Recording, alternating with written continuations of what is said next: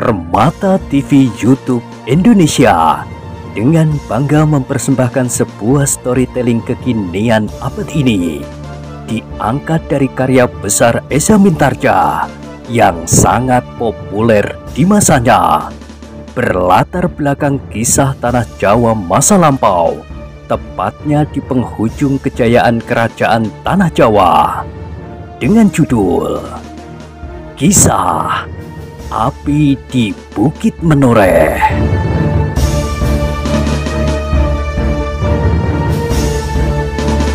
Pada kesempatan yang sangat baik ini, kita masuk pada episode yang ke-449. Selamat menikmati.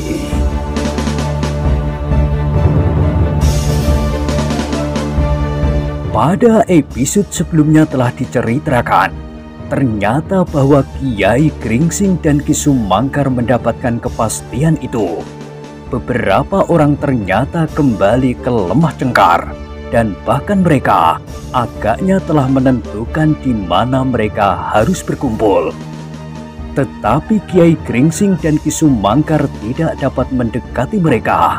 Keduanya hanya dapat melihat dari kejauhan sambil berjongkok menyapit rumput.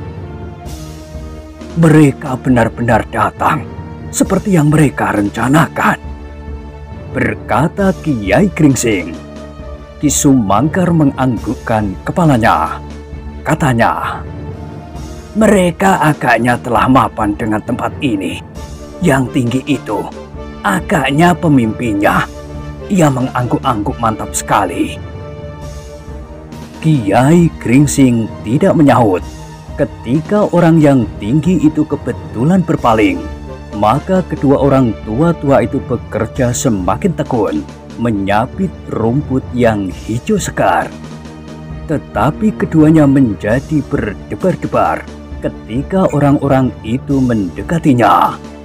Orang yang tinggi itu berdiri beberapa langkah di samping Ki Sumangkar dan memandang kedua orang tua itu berganti-ganti.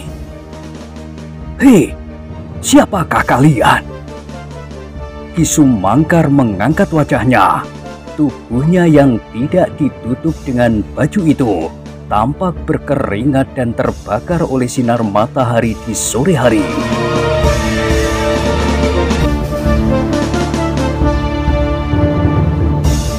Hei, siapa kau? Namaku Puji Kisanak. Dari mana?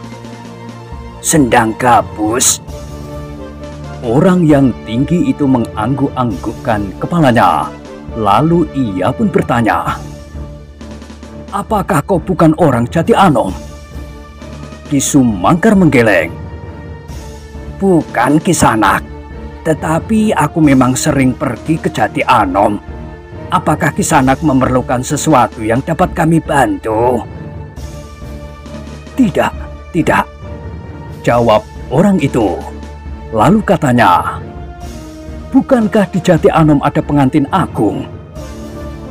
Oh, maksud Kisanak pengantin Senopati Pajang itu? Iya. Iya, besok ia akan berangkat ke Pengging. Apakah Kisanak akan mengunjungi perhelatan itu? Ya, aku akan datang. Tetapi besok, di hari kelima, jika Untara membawa istrinya kembali, aku bukan keluarga dekat.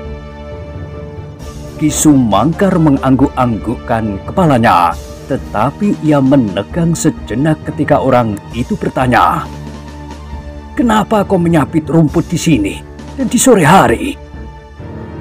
Namun Ki Sumangkar pun segera tersenyum sambil menjawab, seperti yang Kisanak lihat, rumput di sini tumbuh subur. Aku bukan saja menyapit rumput di sini, tetapi di pagi hari aku kadang-kadang menggembalakan kambing dan kerbau di tempat ini. Jarang sekali ada orang yang menggembalakan ternaknya di sini. Bukankah Lemah Cengkar terkenal angker karena macan putihnya? Tetapi tidak bagi gembala, jawab Ki Sumangkar. Pohon poncowarno yang angker itu memberikan buahnya khusus bagi para gembala. Selain bagi gembala yang setiap hari bermain di bawahnya, buahnya dapat menjadi racun. Tetapi tidak bagi kami, anak-anak sampai orang yang paling tua sekalipun. Orang itu mengerutkan keningnya sejenak, namun tiba-tiba ia tersenyum sambil berkata, "Itu adalah akal yang licik dari para gembala, agar buah itu tidak diambil orang lain. Kalian membuat cerita begitu." "Tidak, memang tidak ada orang yang berani makan buahnya." Orang yang tinggi itu mengangguk-angguk, namun kemudian ia pun berkata kepada kawan-kawannya, "Marilah, kita tinggalkan tempat ini."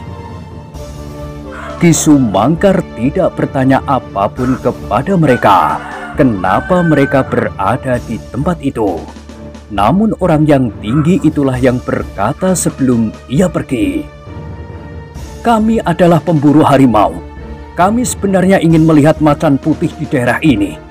Jika menurut dugaan kami, macan itu adalah macan sewajarnya, maka kulitnya akan sangat berharga. Tetapi jika yang disebut macan putih itu menurut ciri-cirinya adalah harimau jadi-jadian, sudah tentu kami tidak akan berani berbuat apa-apa." Ki Sumangkar mengangguk-angguk.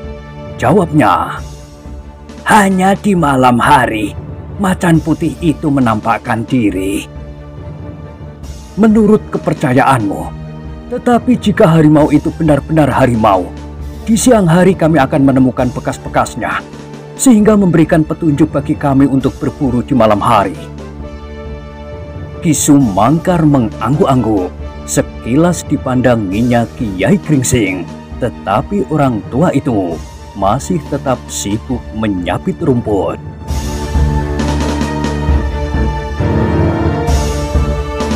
Sejenak kemudian orang-orang itu pun pergi meninggalkan tempat itu. Sesekali mereka masih berpaling. Salah seorang dari mereka berpendapat bahwa kedua orang itu dapat membahayakan keadaan mereka. Tetapi orang yang tinggi itu berkata, "Gembala itu tidak mengerti apa-apa. Tetapi jika kita berbuat sesuatu, maka justru akan dapat menimbulkan persoalan. Katakanlah jika orang-orang itu tidak pulang ke rumahnya malam nanti, maka keluarga mereka tentu akan mengadu, bukan sekedar kepada bebahu kademangannya, tetapi kepada prajurit Pajang di Jati Anom. Nah, hal itu akan dapat membuat mereka bertanya-tanya, dan barangkali justru menimbulkan kesiagaan yang lebih mantap sepeninggal Untara." Kawan-kawannya mengangguk-anggukkan kepalanya, dan orang tinggi itu berkata lagi, "Kita berpencar agar kita tidak menumbuhkan kecurigaan apapun." Kiai Gringsing dan Ki Sumangkar memandangi orang-orang itu sampai mereka hilang di balik gerumbul-gerumbul perdu. Mereka berpencar ke arah yang berbeda, agar orang-orang yang menjumpai mereka tidak bertanya-tanya tentang sekelompok orang yang tidak dikenal. Ketika mereka sudah tidak tampak lagi, Kiai Gringsing dan Ki Sumangkar pun segera berdiri. Dikibaskannya kain panjang mereka yang menjadi kotor dan diusapnya keringat yang membasahi kening. "Agaknya semuanya sudah hampir dapat dipastikan," berkata Kiai Gringsing. "Iya, dan kita harus menyusun rencana sebaik-baiknya bersama Ki Ronodono. Jika kita masih juga terjebak, maka kitalah yang ternyata terlampau dungu." Kiai Gringsing mengangguk-angguk, lalu katanya, "Marilah kita kembali." Mereka pun kemudian meninggalkan Lemah Cengkar dan meninggalkan keranjang mereka di pinggir Belukar Ilalang. Baju yang mereka lilitkan di pinggang pun segera mereka pakai, sementara keringat mereka masih saja mengalir, tetapi keduanya tidak membuang sabit mereka.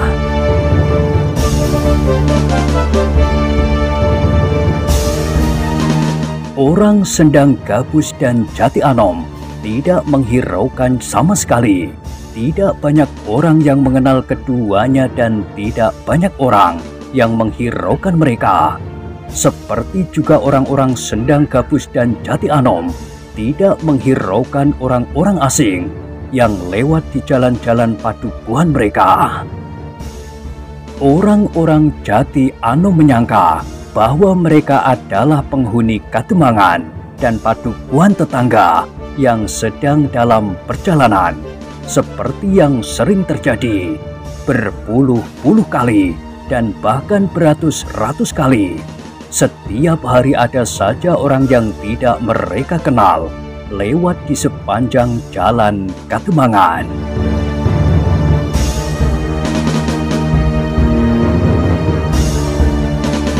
Dalam pada itu, matahari semakin lama menjadi semakin rendah, sedang di rumah Widura pun tampak menjadi semakin sibuk. Beberapa orang tua-tua sudah menyiapkan beberapa buah judang yang besok akan dibawa serta bersama pengantin laki-laki. Judang-judang yang berisi pakaian buat pengantin wanita, sanggan yang terdiri dari buah-buahan, setangkep pisang dan kelengkapannya. Di malam berikutnya, pintu rumah Widura sama sekali tidak pernah tertutup meskipun hanya sekejap. Semalam suntuk, hilir mudik orang tua-tua yang mengatur persiapan keberangkatan Untara besok. Sementara di halaman rumah itu, beberapa orang pembantu juga tampak hilir mudik, menyiapkan bermacam-macam kebutuhan. "Kenapa masih di sini? Cepat ke sana!" Namun sebagian dari mereka adalah petugas-petugas sandi yang mengawasi keamanan rumah Widura, karena setiap saat dapat terjadi sesuatu yang tidak terduga-duga. Selama kesibukan itu, Ki Lurah Beranjangan dan beberapa orang pengiringnya masih saja dipersilahkan tinggal di pendopo agar mereka tidak terlibat dalam kesibukan, sehingga mereka tidak sempat beristirahat. Namun sekali-sekali mereka datang juga ke pendopo dan duduk bercakap-cakap dengan Kiai Gringsing dan Ki Sumangkar. Namun sampai demikian jauh, Kiai Gringsing masih belum memberitahukan apa yang pernah didengarnya dari orang-orang yang tidak mereka kenal itu. Tetapi malam itu, Kiai Gringsing dan Ki Sumangkar memerlukan menemui Ki Ronodono. Semuanya harus diatur sebaik-baiknya, sehingga apabila tiba saatnya, prajurit-prajurit Pajang tidak terjebak dalam kesulitan, dan terlebih-lebih lagi, mereka jangan sampai terjerat ke dalam suatu kesan bahwa orang-orang Mataram telah datang ke Jati Anom dan mempergunakan saat-saat yang sibuk itu untuk menimbulkan kekacauan. "Aku akan menyiapkan sekelompok prajurit pilihan," berkata Ki Ronodono. Lalu katanya, "Untuk sementara, aku tidak akan mengatakan keperluan yang sebenarnya. Di pagi besok kelompok pilihan itu sekedar aku persiapkan untuk pengamanan keberangkatan Ki Untara. Tetapi kelompok itu juga yang akan aku pergunakan di malam hari besok untuk menjebak orang-orang liar itu." Kiai Gringsing mengangguk-anggukkan kepalanya, namun ia masih juga bertanya, "Bagaimana dengan para perwira yang masih tinggal di rumah itu? Karena mereka tidak ikut serta mengantar anak Mas Untara ke Pengging. Sampai gelap, mereka akan tetap di rumah itu. Tetapi di saat berikutnya, mereka akan aku persilahkan pergi ke Banyu Asri untuk berjaga-jaga dan ikut berdoa agar pengantin yang pergi ke Pengging selamat sampai ke tujuan dan perkawinan dapat berlangsung dengan baik." Tanpa memberitahukan keadaan yang sebenarnya sama sekali. Beberapa orang akan diberitahu, dan yang beberapa orang itu akan terlibat langsung apabila orang-orang itu benar-benar telah datang. Sedang yang lain akan diatur oleh seorang perwira yang cukup berpengalaman apabila diperlukan. Demikian juga para prajurit yang ada di Banjar. Aku akan menempatkan 3 orang perwira di Banjar itu untuk mendengar pertempuran yang dapat timbul apabila mereka mengatasi kebingungan yang mungkin terjadi. Kiai Gringsing mengangguk-anggukkan kepalanya. Ternyata Ki Ronodono adalah seorang perwira tua yang berhati-hati. Sampai Ki Untara berangkat, tidak akan ada seorang pun selain kita yang mengetahui apa yang bakal terjadi. Para perwira pun tidak. Yang mereka ketahui, kelompok pilihan itu sekedar untuk berjaga-jaga tanpa sasaran yang pasti. Berkata Ki Ronodono. Baik sekali. Dengan demikian, tidak akan timbul kegelisahan justru menjelang keberangkatan pengantin ini.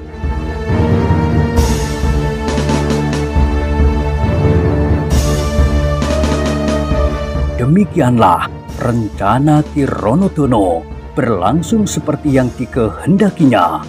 Sementara persiapan keberangkatan Untara pun telah selesai, seperti yang telah ditentukan oleh orang tua-tua.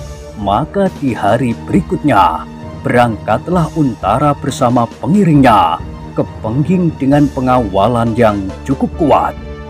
Beberapa orang perwira dari Jati Anom ikut bersamanya sebagai pengiring. Sebagian lagi adalah kawan-kawannya dan para perwira yang datang dari Pajang. Namun ketika iring-iringan itu mulai bergerak, Untara masih sempat berbisik kepada Widura dan Ki Ronodono yang berdiri di dekatnya. Jagalah padukuan ini baik-baik. Jangan sampai terjadi sesuatu yang dapat memberikan kesan yang jelek sekali.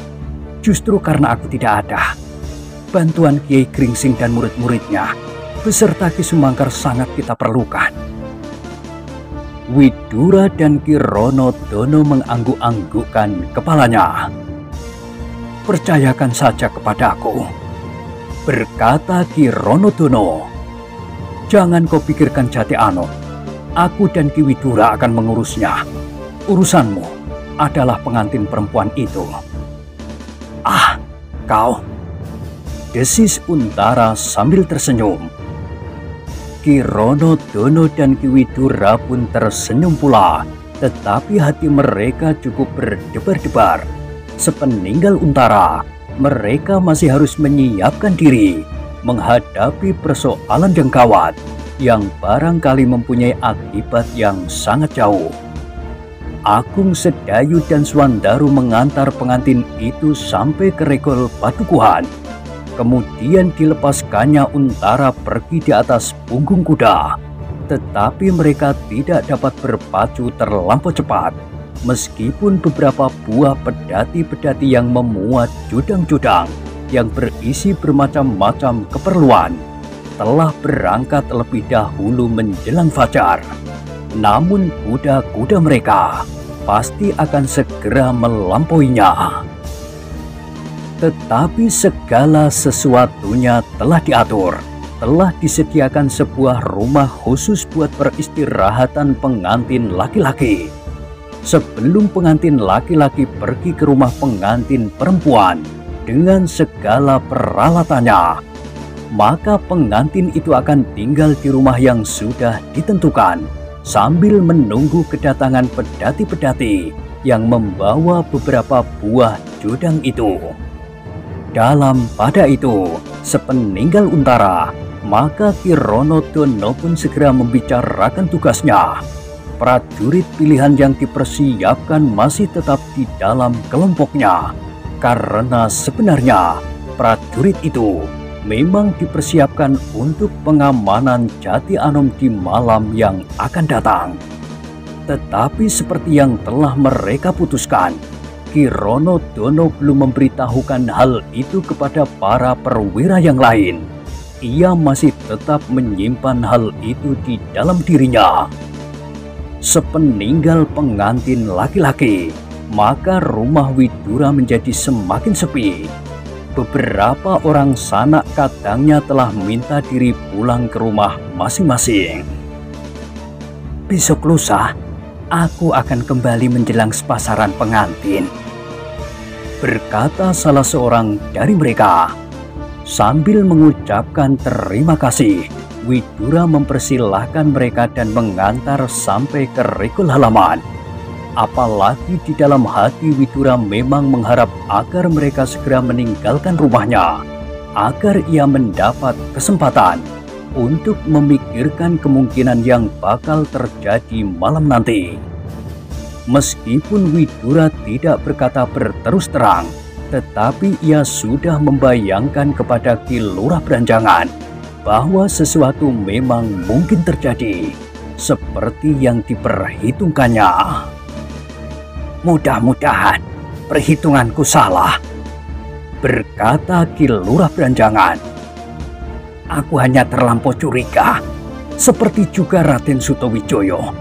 Kami orang-orang Mataram merasa bahwa suasana yang meliputi Mataram kini adalah suasana yang lapuk sekali. Setiap saat dapat terjadi perubahan-perubahan, dan banyak sekali pihak yang memang menginginkan Mataram tenggelam sebelum tumbuh. Jangan berprasangka terlampau buruk. Meskipun kemungkinan itu terjadi, tetapi kau jangan terlampau berkecil hati. Sudah tentu, para prajurit Pajang akan berusaha untuk melihat kebenaran sejauh yang dapat dijangkau. Mereka tidak akan begitu saja melemparkan kesalahan kepada sesuatu pihak tanpa bukti-bukti yang meyakinkan. Ki Lurah Beranjangan mengangguk-anggukkan kepalanya. Katanya, aku akan tetap di sini sampai hari-hari perkawinan ini selesai. Aku harus melihat perkembangan suasana. Alangkah baiknya jika tidak terjadi sesuatu.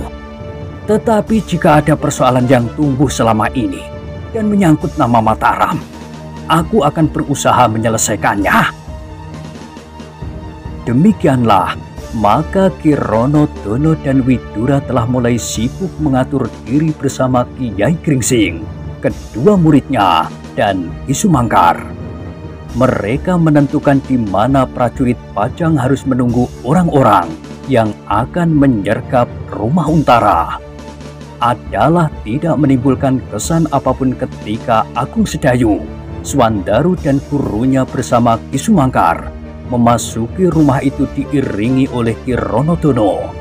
Karena rumah itu memang rumah Agung Sedayu. Bahkan tidak seorang pun yang curiga ketika ia berjalan-jalan di kebun belakang, mengitari sebuah rumah kecil di bagian belakang yang masih juga dihuni keluarga yang menunggui rumah itu sejak rumah itu ditinggalkan oleh Agung Sedayu dan Untara itu.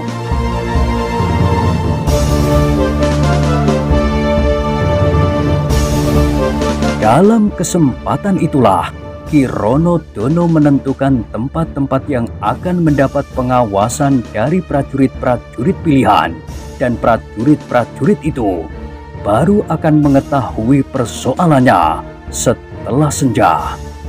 Demikian juga para perwira yang akan dipindahkan ke rumah Widura, selain mereka yang bertugas sepeninggal para perwira itu. Kiai Gringsing, Ki Sumangkar, Ki Rono Dono dan 3 orang perwira yang akan dipilih sajalah yang akan tinggal di rumah itu. Sedang para perwira yang berada di rumah Widura akan ditempatkan di bawah pengaruh Widura, meskipun ia bukan prajurit lagi. Di dalam saat yang gawat, mereka akan terlibat, juga para prajurit di Banjar. Tetapi jika keadaan dapat diatasi, maka kekisruhan akan dibatasi sekecil-kecilnya, sehingga rakyat Jati Anom tidak akan menjadi bingung karenanya. Demikianlah, semua rencana sudah menjadi matang, seperti juga beberapa orang yang berada agak jauh dari Jati Anom. Mereka pun telah menyiapkan suatu rencana yang matang pula. Dan orang-orang itulah yang dengan sengaja ingin memancing kekeruhan. mereka akan menyerang para perwira di Jati Anom dengan diam-diam, dan dengan tersamar mereka ingin meninggalkan kesan seakan-akan mereka adalah orang-orang Mataram yang dengan menyelubungi diri membuat keributan di daerah yang berada dekat sekali dengan batas yang sebenarnya tidak dapat ditentukan dengan nyata. Dengan demikian, maka semakin jauh matahari menjelajahi langit di sebelah barat, maka ketegangan-ketegangan menjadi semakin nampak, baik di Jati Anom maupun di sebuah hutan kecil di sebelah jalan ke Sangkal Putung. Sekelompok kecil orang-orang yang tidak dikenal memasuki hutan itu dan hilang di antara rimbunya pepohonan.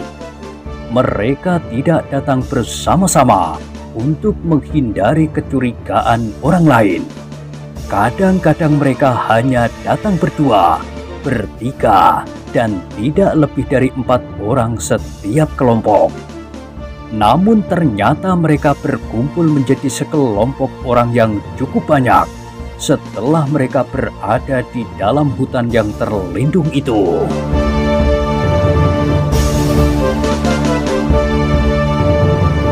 Setelah gelap, kita akan mempersiapkan diri kita di Lemah Cengkar, berkata salah seorang dari mereka.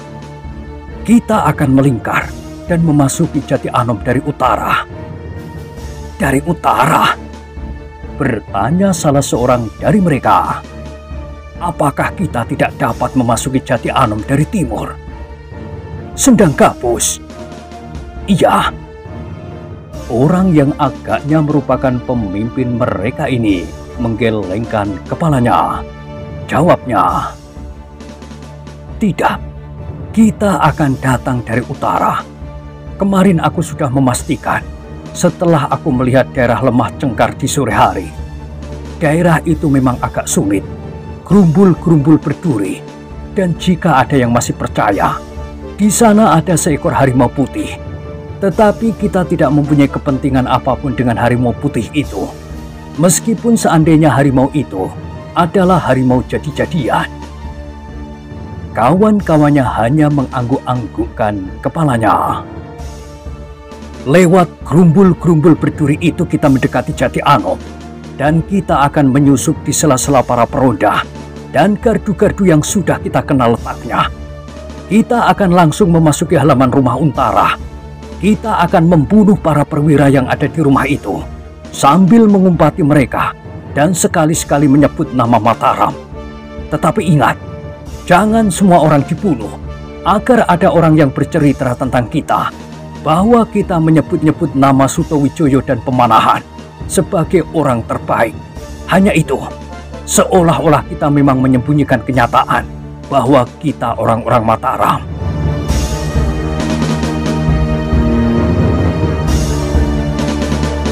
Kawan-kawannya menarik nafas dalam-dalam. Pekerjaan itu memang sulit. Mereka harus berpura-pura menjadi orang Mataram yang sedang berpura-pura pula. Kita akan masuk lewat bagian belakang. Kita harus menyergap dengan tiba-tiba. Sebagian para penjaga di depan regol dan yang lain para perwira di dalam rumah itu. Sekali lagi aku peringatkan, mereka jangan sampai mendapat kesempatan untuk membunyikan tanda apapun. Tetapi mereka jangan ditumpas semuanya. Biarlah 1-2 orang yang telah terluka parah dapat hidup terus untuk menceritakan apa yang telah terjadi. Orang itu berhenti sejenak, lalu katanya, yang harus diperhatikan adalah bahwa para perwira Pajang bukannya anak-anak. Mereka adalah prajurit yang mendapat tempaan yang cukup. Mereka memiliki kemampuan keprajuritan yang tinggi dan memiliki kemampuan secara pribadi pula. Sehingga jika mereka sempat bangun, mereka akan memberikan perlawanan yang sangat berat. Aku sendiri akan berada di antara mereka yang harus membunuh beberapa orang perwira itu. Aku mendengar laporan bahwa sebagian besar dari mereka ikut bersama Untara. Aku kira di dalam rumah itu tidak akan ada lebih dari 5 orang perwira saja. Hanya 5? Bertanya seseorang. Ya, yang lain pasti ada di Banjar. Sebagian ada di rumah Widura bersama beberapa orang petugas sandi. Dan yang lain ada di Kademangan dan di Gardu Induk. Kita tidak dapat menumpas mereka sekaligus. Bodoh kau, bentak pemimpinnya.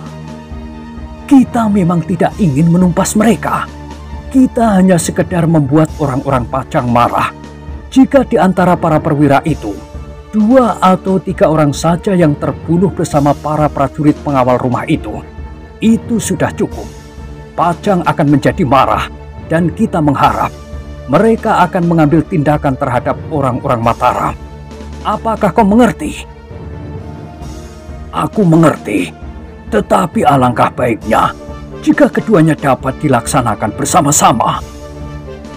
Sebuah mimpi yang bagus sekali, tetapi kemampuan kita tidak akan mungkin.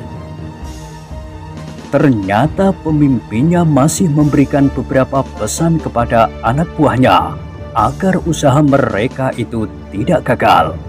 Mereka mengharap bahwa Pajang benar-benar segera bertindak terhadap Mataram itu. Jika terjadi demikian, maka selain dendam mereka terbalas karena kematian orang-orang mereka yang terpenting di Alas Mentauk, maka Mataram akan segera dikosongkan. Mereka akan mendapat kesempatan dengan perlahan-lahan mengisi kekosongan itu lewat beberapa orang perwira dan pemimpin pemerintahan yang mereka kenal. Maka mereka akan mendapat pengesahan atas penggunaan tanah di Alas Mentauk itu. Tetapi selagi mereka bersiap, Kiai Gringsing, kedua muridnya, Ki Sumangkar dan Ki Ronodono pun telah menyiapkan penyambutannya pula. Meskipun mereka tidak tahu pasti dari mana orang-orang itu akan memasuki halaman rumah Agung Sedayu itu, namun mereka telah menyiapkan sepasukan pilihan yang akan menyambut mereka. Meskipun sampai matahari menyentuh pucuk pepohonan di ujung barat, mereka masih belum mengetahui apa yang bakal terjadi. Mereka hanya sekedar mendapat perintah untuk bersiaga.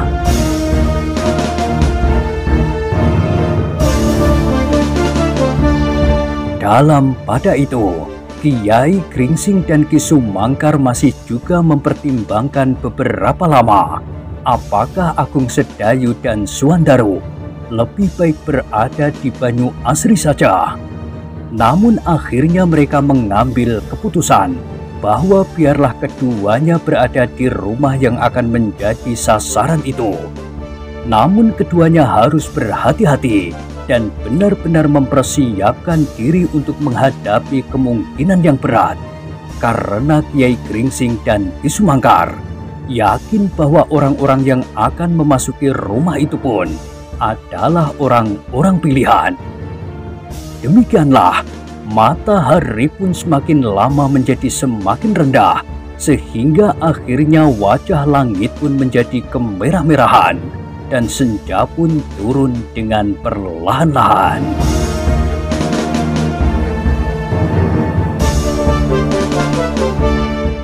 Nah, bagaimanakah kisah selanjutnya?